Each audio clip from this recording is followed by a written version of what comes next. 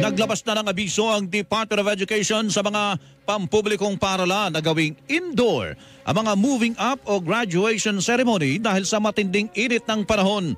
Mula May 29 hanggang May 31, idaraos ang end of school year rites sa mga paaralan pa mapa graduation o moving up ceremony.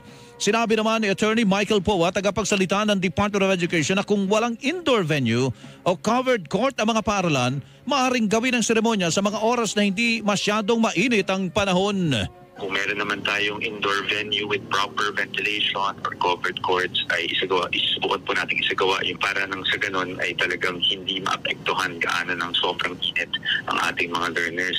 Kung talagang hindi natin may iwasan, no, wala tayong indoor venues na magagamit or covered courts, ay gawin lang sa mga oras na hindi matindi ang sikat ng araw at hindi matindi yung init. We intentionally did not prescribe a time kasi